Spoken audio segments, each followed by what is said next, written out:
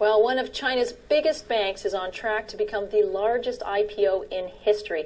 Agricultural Bank of China, a lender which boasts more customers than the entire U.S. population, could raise as much as $22 billion, eclipsing the IMO of Industrial and Commercial Bank of China in 2006. But is bigger, better for investors. Jim Trippon is the editor of China Stock Digest, a research and investment house based in Houston. Well, Jim, welcome to the show. It's great to be here. Okay, so I just want to get your thoughts right off the top here. We're looking at potentially a $22 billion IPO. I want to get a sense from you of what you make of it, considering the fact that so many companies have had to put their IPOs by the wayside. The market has been in disarray, and at the same time, there's been some questions about the sustainability of China's growth.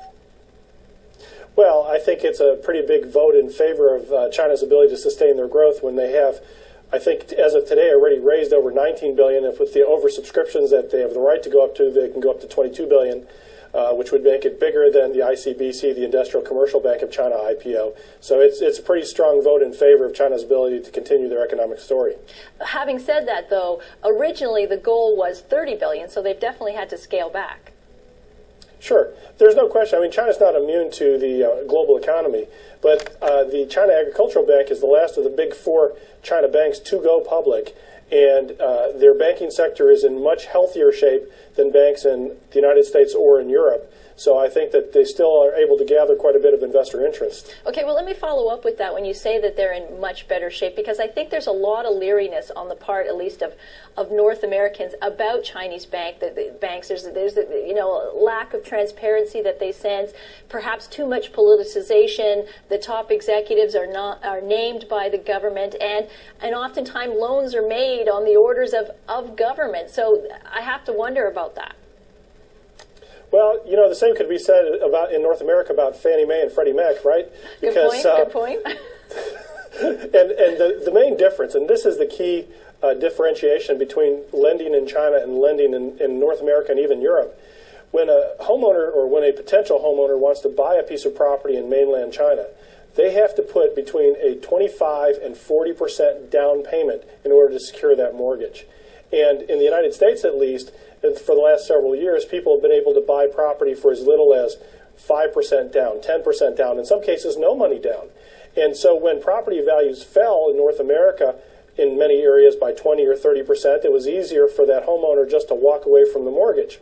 In mainland China, where they put down 30 or 40%, a buyer is much less likely to walk away from a property just because there's some weakness in the real estate industry. So when we have somebody like Ken Rogoff, formerly of the IMF, now a prof at Harvard, saying that he sees real estate in China collapsing, we shouldn't be worried about the banks then? I'm really not worried about the banks. I think that's an overstated argument that he's making. But when you look at real estate in China, there's two segmented markets that you have to really look at. You have to look at residential property versus commercial property. I think on the commercial side of real estate, there is much more of a bubble than there is in residential real estate in mainland China. And so certainly there's an exposure there. But if you look, for example, right here in North America, in the United States, for example, 18% of all commercial real estate loans are currently in default, and the average current market value below loan value is something like 30%. So that's a pretty major hit that we have just here in North America.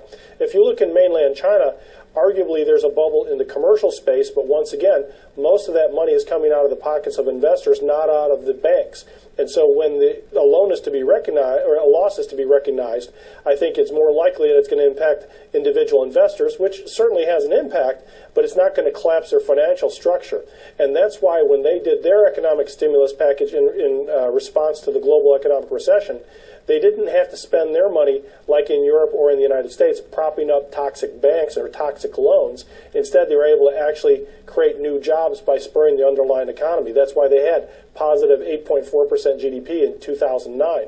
But if we look at the commercial space, yes, I think there are risks there, although in the popular press and certainly from a lot of the so-called pundits, I think it's way overstated. Really? Okay. Because, I mean, Agricultural Bank in particular, from what I understand, in 2008, the government had to go in there and I think bail it out to the tune of $19 billion. They had something like a non-performing loan ratio there of about 24%. Well, that's not that much different than what we're experiencing in North America, and yet they're still seeing increases in property values in mainland China.